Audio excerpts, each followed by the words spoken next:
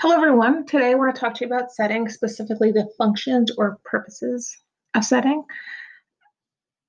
Right now, you think of setting as being, time and place of a story, and that is very true. But as you can see from our lessons and activities of the Most Dangerous Game, setting is used by authors to create suspense. And it's also used by authors to maybe put your characters in a particular setting and see how they react. So it's used in a variety of ways. And I want us to go beyond just thinking about how setting is important in terms of just the stage for the action. But more importantly, we want to think about setting not just as the physical place and the time period, but also the ideas, customs, values, and beliefs, culture of a particular time and place. So let's continue and talk about our functions of setting. We're going to talk about these functions of setting in the order of how active they are, what kind of role they take in the story. Is it an active role or not so active role? So these are our 5 functions of setting. There's more than 5. And if you were to do your research, you'll know that some people might talk about I don't know, combine some of these functions, but we're going to just talk about them as 5 separate ones that do interact with one another. Let us start with the least active function, which is background. Most stories, either explicitly or implicitly, tell you something about the time or the place that the story is set, right? So, at the very least, stories will use setting to provide a stage for the action. And if a story is just using setting for a background, that means that it's not very active in the story. In other words, it doesn't matter where or when the story is set, it just needs to be set someplace. So some authors don't use setting very actively in the story, they just use it for a background, for a stage. However, most stories use setting more purposefully. They have it serve other functions. And a good example, one that we see often, is that setting is oftentimes used to create a particular mood. It'll set an atmosphere for a given scene. And we saw many examples of this in the Most Dangerous Game. And there's a little blurb that you can read. You'll remember it from your reading. And when we talk about mood, we're really talking about how setting might be used to create a particular mood, a sad mood. How many times do you watch a movie where a funeral scene is set, you know, on a day that's very rainy and gloomy? So in the case of the Most Dangerous Game, oftentimes the setting was used to create a suspenseful mood, a feeling of dread or uncertainty.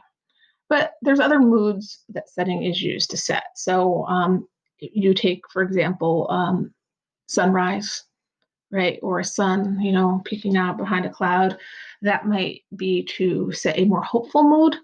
So I want you to pay attention to your stories if they are using setting to create a particular mood. Usually it's pretty easy to figure this out if your author is doing this, if your author is using setting to create a particular mood. If they are doing that, it means that they are purposely using setting in their story. And chances are they're using setting in other ways beyond just setting the mood. In other words, that setting might take a more active role in the story.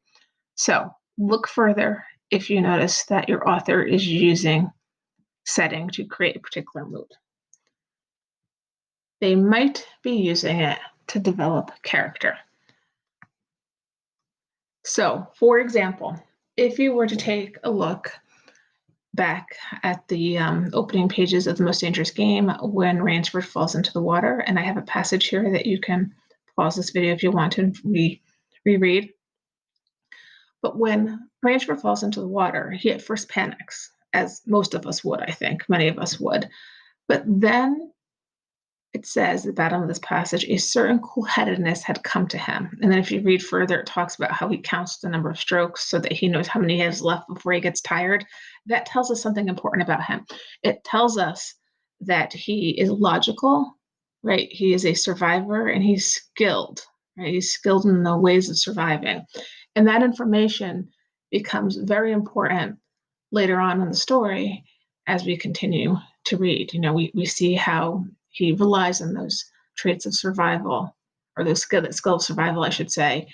And that in turn, helps give meaning to the story and also makes it more suspenseful. So when you put your character in a particular setting, whether it's a time period or a physical location, it oftentimes reveals things about that character that help us understand them, develop them, and it influences the direction the story goes. So this is an important one. I'm going to spend some time on this. Symbolic. Setting oftentimes is symbolic. It represents a bigger idea than what is just literally written on the page. So if you take a look at this passage that I have here, it's a description of, I think, the room where Rainsford and General Zareth eat. And in many ways that this room does represent General Zareth in some way. It talks about feudal, baronial hall, kind of like old-fashioned. And in a way, I guess Zareth is a bit, old-fashioned in that, like, he, relies more on being barbaric in his heart, at least, even though he appears civilized. And then we have all these, excuse me, these mounted heads, the lions, the tigers, and these perfect specimens, right? It, um, it is symbolic in many ways of, what's important to General Zareth, but I also want to point back to their previous function, characterization. It also characterizes or gives us a little bit of information about General Zareth as well, about who he is as a character. Now this next one. I like this one. The physical layout of a scene can reflect social relationships. So many of you have heard of that saying, climbing the corporate ladder. And it's this idea, this visual of like a ladder, right, within a corporation, and that if you're at the top rung, you have more power. Maybe you're the president or the CEO. And if you're at the lower rungs, maybe you're an entry-level worker, right? And climbing the corporate ladder refers to, improving in your career and taking steps to improve it, and that eventually you become more and more powerful in the company. So in this case, we have these two men who are on a staircase. And if you think about a story, maybe a fictional story, we'll make one up where we have Bob and Jim, and Bob and Jim are looking to maybe get a promotion. And Bob and Jim have been invited by the big boss to go to a luncheon, and they're going to talk about their careers. So let's say in this case, like Bob's at the top of the stairs and Jim is at the bottom. This might suggest that Bob has a better chance of getting that promotion, right? And that Jim is not that far behind him, but Bob keeps turning around and looking at Jim. Maybe it means that Jim is catching up to him, and maybe Bob's chance of the promotion is not as secure as he thinks it is. So I want you to turn your attention now to this passage where we are first introduced to General Zareth. And it says here, another man was coming down the broad marble steps, an erect, slender man in evening clothes. He advanced to Ransford and held out his hand. Well, think about this. When we first meet General Zareth, he's elevated. He's literally physically above Rainsford, okay? So it suggests something about his power, that he's more powerful, or he has some power over Rainsford. Yet he descends the steps and holds out his hands to suggest that at least on the surface, he wants to appear as Rainsford's equal, when in fact, he doesn't see himself as that. He sees himself as being above him. That's why he feels like he has the right to hunt people. So the setting may also represent a change in situation. Another example of how setting can be symbolic. And I'll go to this last quote here. He never slept in a better bed, Ransford decided. So him sleeping in this bed after he kills General Zareth, many people have interpreted this to mean that now that Ransford is in Zareth's bed, like he now has the power. And many people believe that this means that he may, in fact, go continue Zareth's game and hunt people. Maybe he will, maybe he won't. But it indicates a change in situation, that now Rainsford is safe, right? Now he has the power, right? Him being in that bed, right? In that bedroom is a very personal, I guess, symbol of General Zareth. It's where he sleeps. It's where he's vulnerable, right? It's where he's, our bedrooms are our private space. Now that Rainsford is taking over that private space, it's symbolic of a change in Rainsford, probably a change within him, that maybe now that he knows what it's like to overpower another human being, maybe he's not going to stop hunting. Maybe he's going to hunt human beings. Maybe he likes this power over other people. All right, so now let's move on to our last function. And here we're talking about how setting influences the action. It takes a role in shaping the direction of the action. And when I say here no will, what I'm trying to say is I'm not talking about like in mythology where like a tornado is like the ocean is a god and is an actual like almost being. I'm not talking about that. I'm talking about how like the weather can be used to shape the action. So in the case of, I don't know, if there was a snowstorm and if people get trapped in a snowstorm or an avalanche, it influences what happens to them.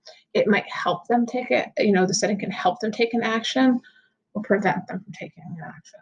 So an example of the setting preventing a character from taking an action, if I am running along in the forest and I trip over a log and I break my leg, it prevents me from moving forward to my destination. But maybe I am running away from something in the forest and I come to a river or a lake and there's a boat that I find. And then I hop in the boat and I sail away. That's helping me take an action. So setting can be used to influence the action or the plot.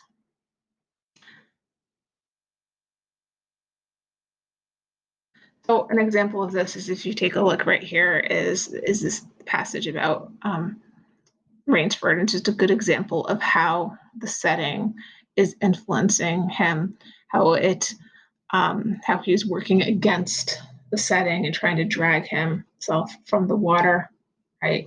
It's challenging him. The setting is challenging him.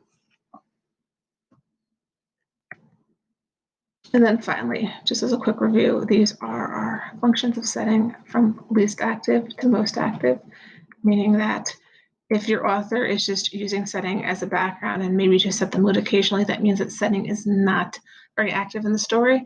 But if they're using it beyond that to tell us something about a character, if it's being used symbolically or if it's shaping the action, then setting is used very actively in the story.